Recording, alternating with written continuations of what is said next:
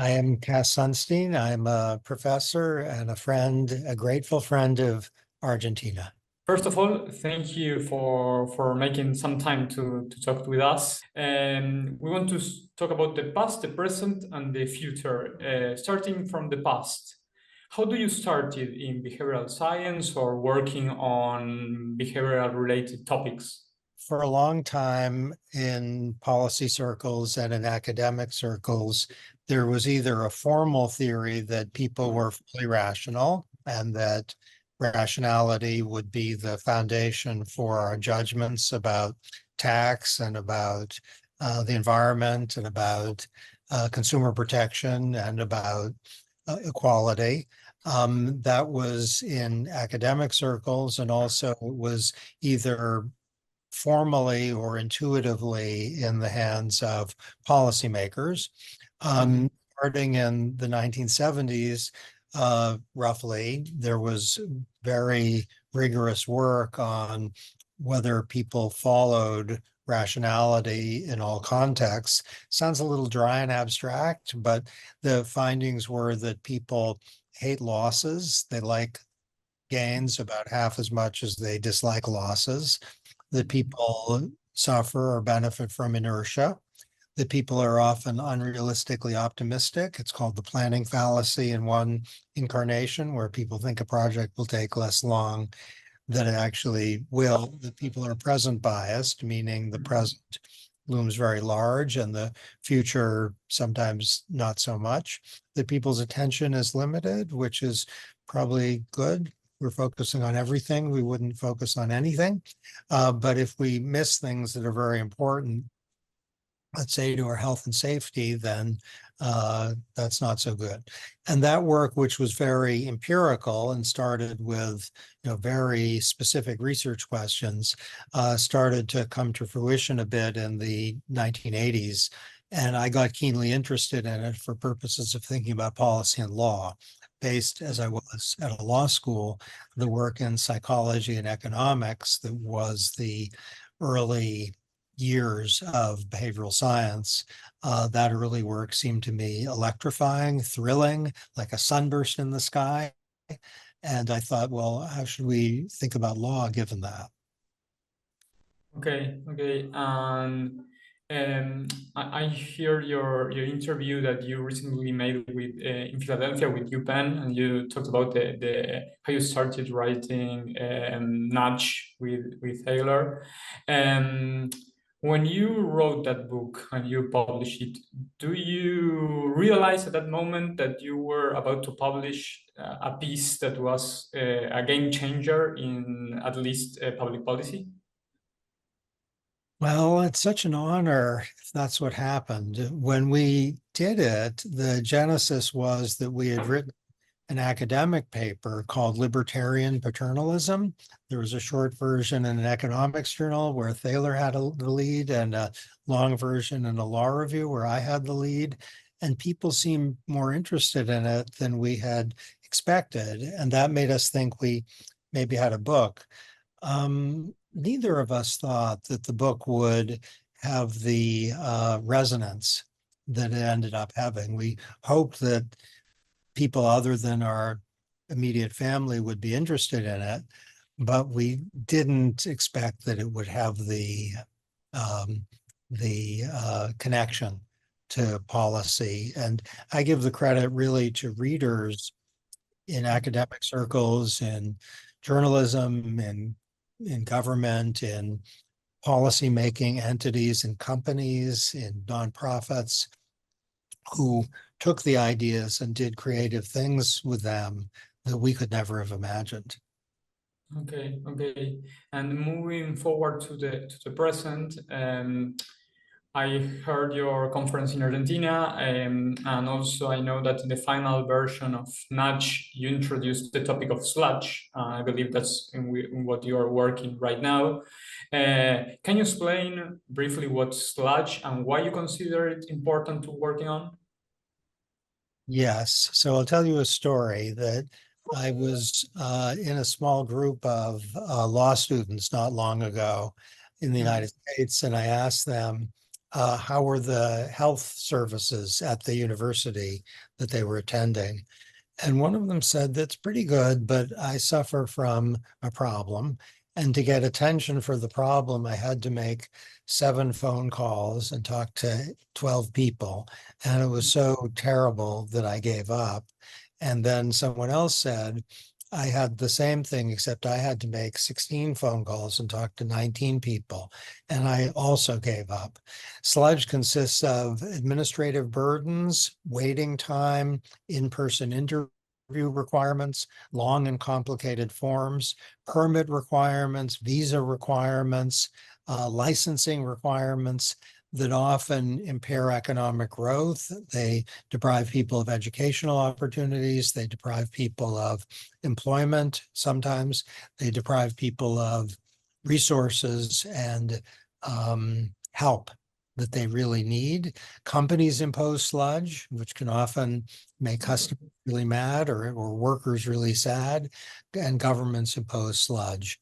And the war on sludge is a really good war, and nobody's going to die. Okay. Among some colleagues, we sometimes find ourselves discussion about if certain intervention is sludge oriented or is nudge oriented. Like, what is this? For example, the simplification, information simplification in form of bullet points, or reducing the amount of questions in a form. There is a simple way to distinguish if your intervention is nudge-oriented or sludge-oriented. Is those two concepts can even be separated? What's your view about that? My view is that an effort to reduce sludge can be a nudge.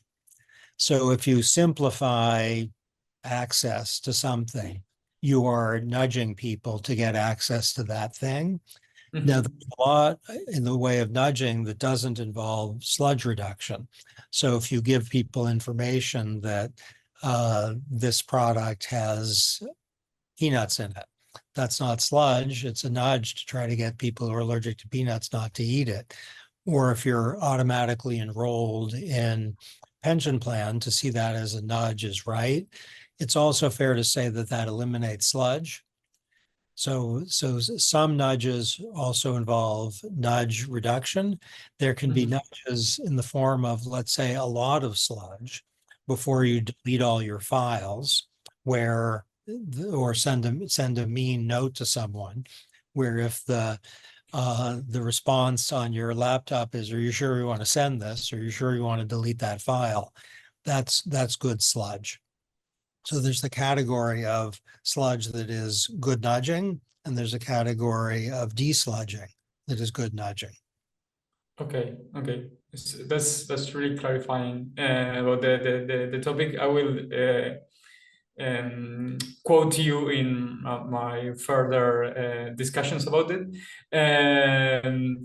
Moving to the future, I hope that many young professionals that they are making their first steps in behavioral science, or they are interested to make so, they will watch this. There is any advice that you will give them, like, for example, any basic knowledge or skills that you recommend them to have? That's great. Thank you for that. So I've noticed all over the world, the interest in behavioral science is increasing dramatically. I had dinner with someone recently who's very good. He's one of the world's best. And he said that the demand for behavioral science is so intense and so high that we just don't have people who can supply what's needed. He added that because the demand is so high, and I'm going to get to your question in a moment, that people start saying, oh, I can do behavioral science, when they're amazing people, but they don't really know what behavioral science is. So I think the first thing to do is to figure out what behavioral science is. And a way to do that, Dick Thaler has a book called Misbehaving, which is great. To read Misbehaving, I think, is a terrific idea. Daniel Kahneman has a book called Thinking Fast and Slow. I recommend that highly. I wouldn't not recommend Nudge. Nudge is an effort to give an introduction with a policy emphasis.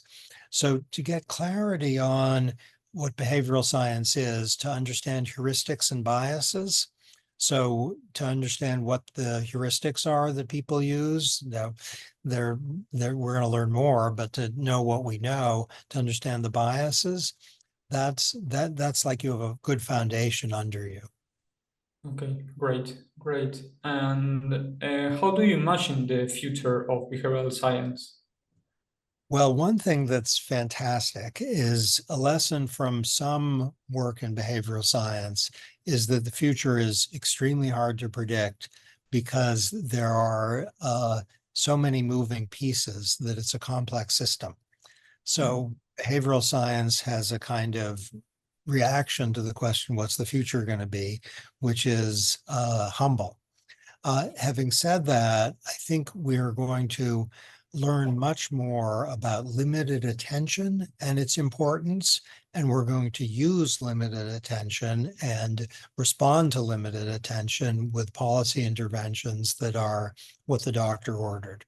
So I'm thinking now that there are a lot of illnesses that people have that they needn't have and they wouldn't have if they were attentive at a younger age to the risks associated with, let's say, their behavior. Also, there are a lot of things that can be done in the face of health problems if people attend to the health problems that make them more manageable and less life-threatening. I'm also thinking about safety. So too many people get hurt on the roads. I think that's a completely unnecessary problem. Some of it has to do with attention, some of it has to do with design, and I'm hopeful that we'll see a lot more there. We're also, of course, going to have to come to terms with the rise of large language models and startling forms of AI, which can embed behavioral biases, which can disclose behavioral biases, and which can fix behavioral biases.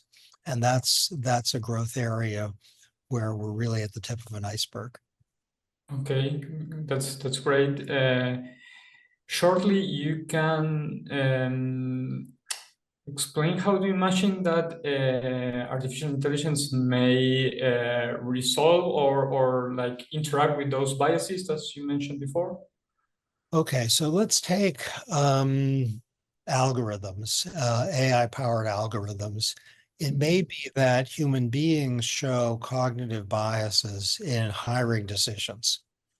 And an algorithm that is designed to figure out who's likely to be best for the job just wouldn't unless the training data is biased. It's also the case that there's, and this is something I've spent some time on, a largely ignored behavioral problem, which is noise, not bias. Bias is systematic departure from truth. Noise is just unexplained variability. So if a bunch of people are asked some question and they're all over the place, the target is here and someone's here, someone's here, someone's here. That's noise, it's not bias. And algorithms typically spit out the same answer every time. So they are noise free and that can really help. On the other hand, it may be that the training data for the algorithm encodes, let's say, gender bias or racial bias or something that's biased, and that can create a problem.